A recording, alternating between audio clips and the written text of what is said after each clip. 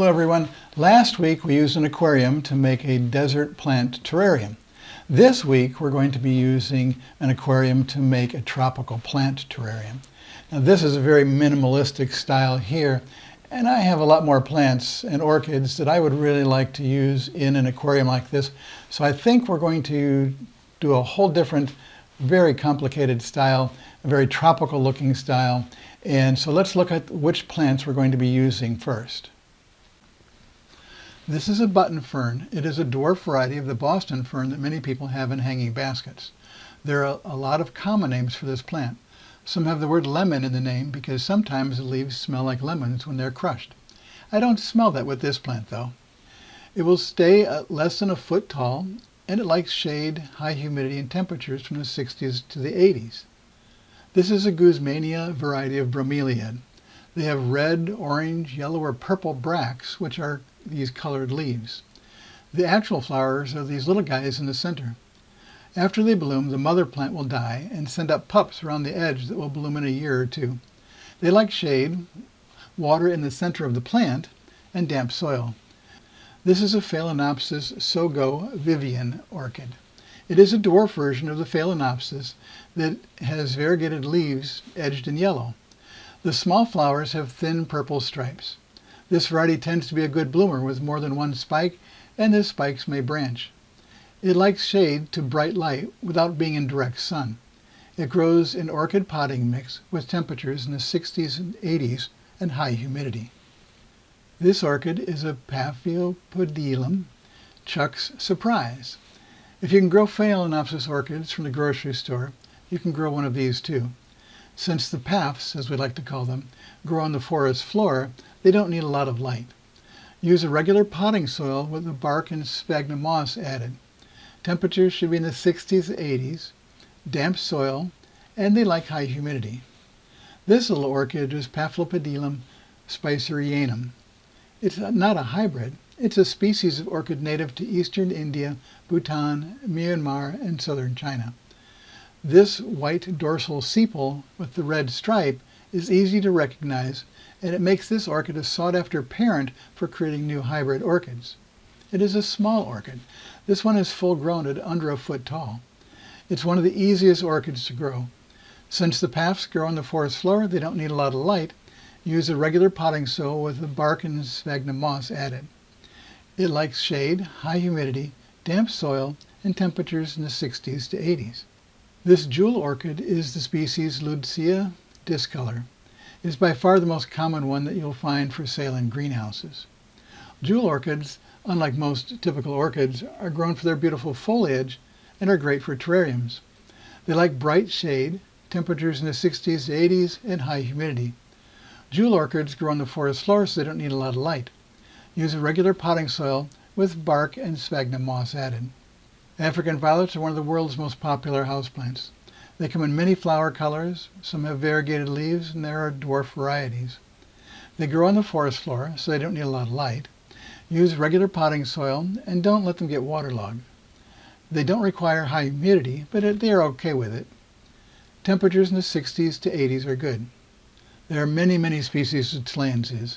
They may be small, like this little Tillandsia ionantha that is often sold in a ball, or they may grow several feet across. Some grow better in the shade and tend to be green, while ones that grow in full sun tend to be silver-leafed.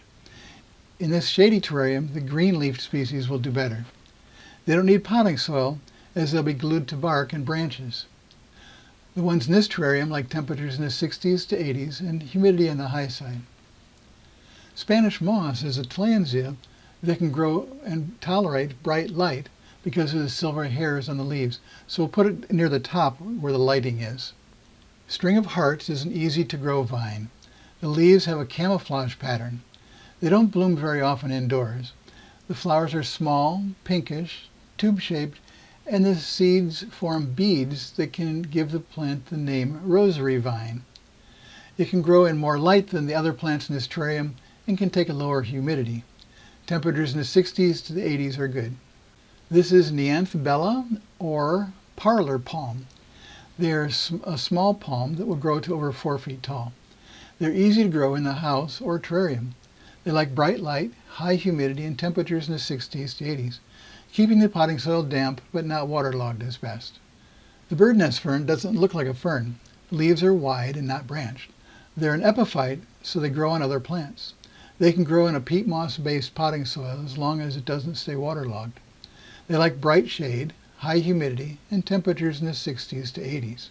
Kitten's ears is a low-growing, viney plant from eastern Africa. It is actually counted as a succulent.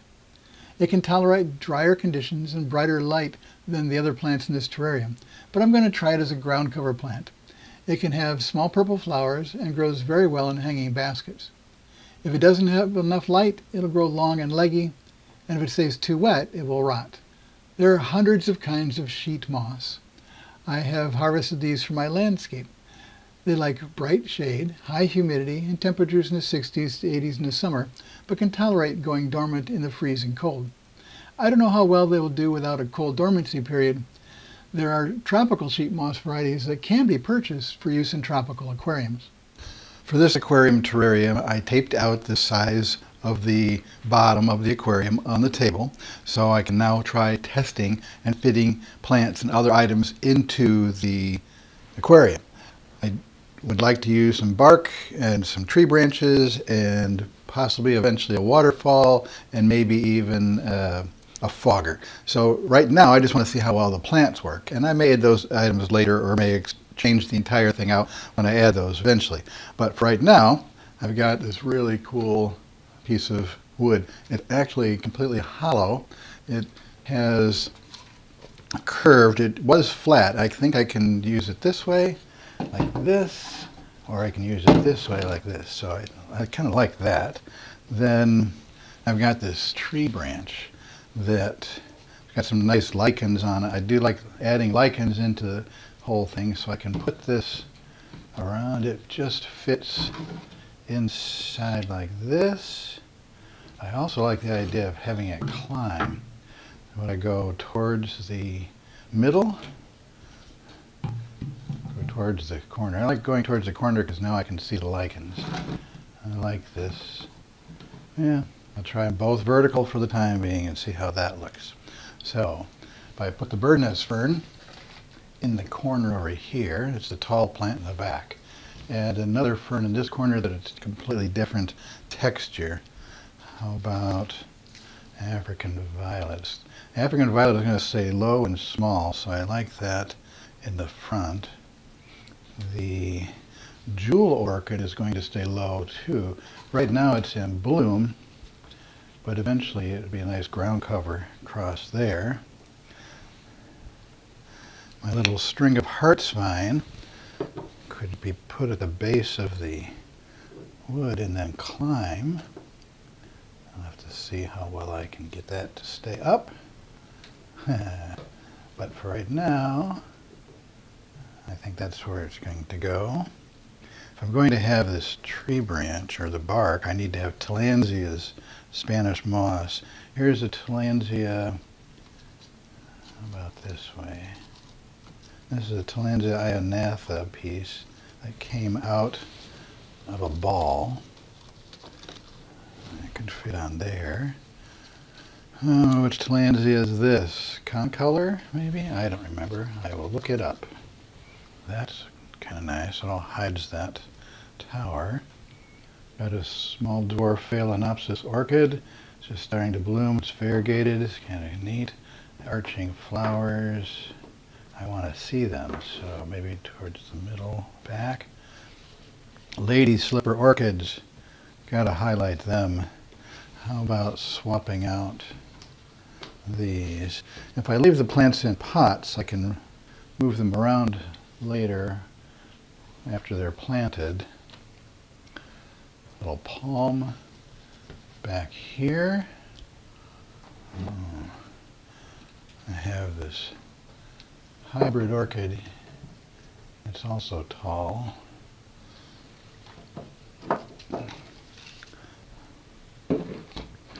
I do like the lady slipper orchids, so I like putting this one in here. And a bromeliad. This is pretty well packed on this side. A lot more space over here, so everything can move. Move it around a little bit here. There. That's not bad. This is a lot easier than trying to put them down in the tall aquarium and then moving back around to the front to see how it looks and putting down in the aquarium and moving around back and forth, back and forth. This is a lot easier to arrange right off the bat. I can swap the fern and the violet because I've got color, a lot of color on this side, not so much on this side. Do this. A lot of tall stuff on the right-hand side. Well, this is not bad. I'll start with this. For this terrarium, I'm planting many of the forest floor plants into a loose mix of bark and wood chips, long strand sphagnum moss, and some peat moss-based potting soil. Okay, my only problem now is that I have to remember everything that we placed in here before, but backwards, so I can figure out where it all goes. So, I did look at this. Now, if I like all this at the end, I will silicone these into place. I'm just not 100% sure right now, so they're just going to be set into place. I did like this thing possibly moving towards the front instead of the back. So, how does that look? I'm not going to keep running around front to back, so I think we're okay. So now, plant the front first, work my way back towards me, and that means that the African violet went up in this front corner.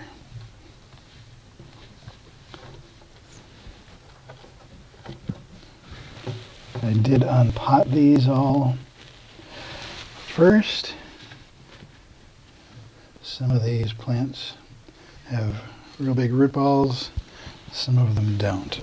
And now I do have to look at them from the front, not from the top. That looked good, but the leaves were in the way. So move it a little around a little more. Hopefully that looks better from the front. Okay, then a jewel orchid went front here. I'm going to have it spread this direction.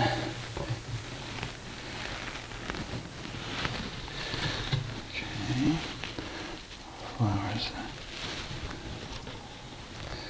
All right, then the other front corner.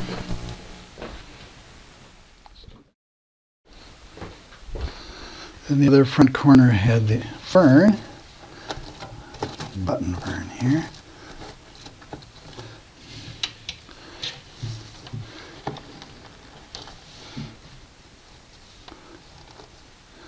Okay. And this back corner had the bromeliad. Well, I don't know if it was in the corner, but it was definitely back towards the back behind the fern.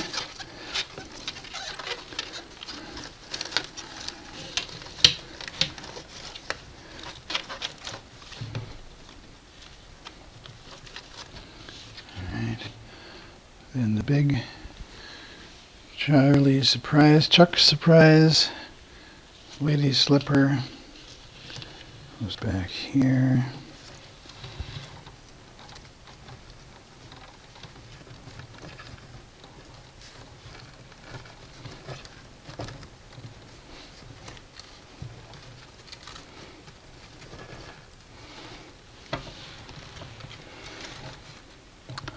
Has a nice set of roots. I've got some bark in the way here. All right. I think we finally got that arranged.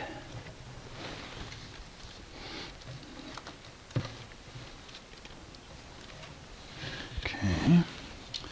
Then on this tree branch, we have the Spanish moss.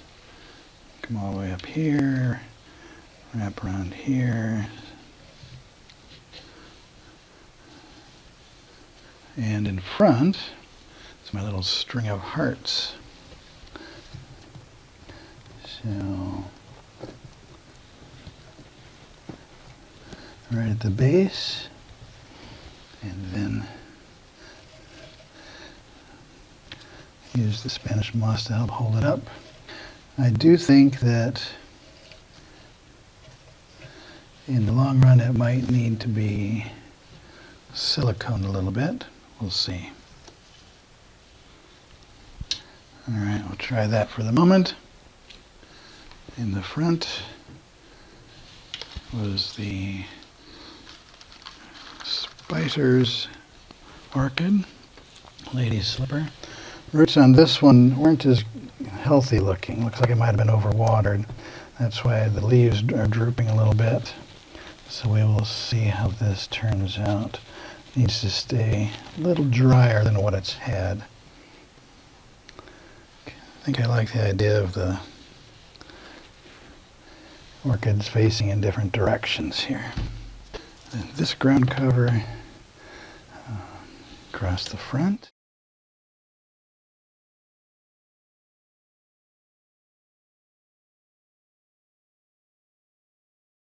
And then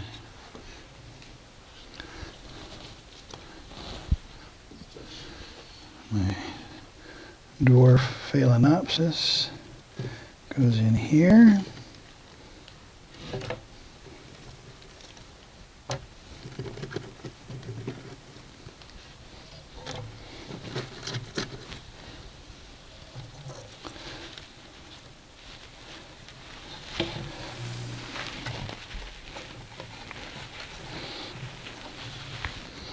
It is harder to work straight down into this than you might think. It takes a little bit of care to not damage the plants. Okay, turn you a little more this way. All right, then back behind. Here is the palm.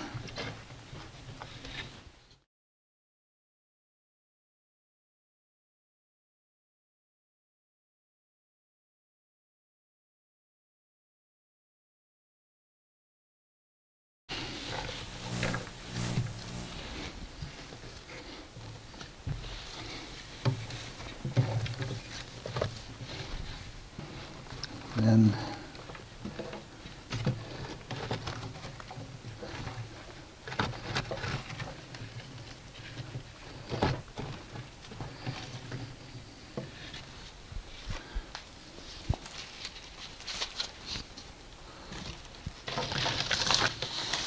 large bird nest fern goes in here.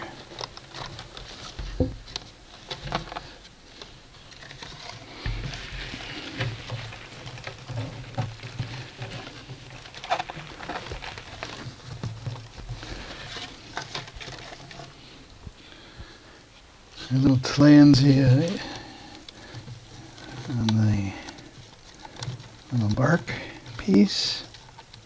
Well, what do you think? It is a pretty forest floor that can't be found anywhere in the world. If you like terrariums, I hope you saw the last 2 weeks of aquarium terrarium videos, and you should subscribe and click on the notification bell so you will not miss next week's video on making an epiphyte terrarium.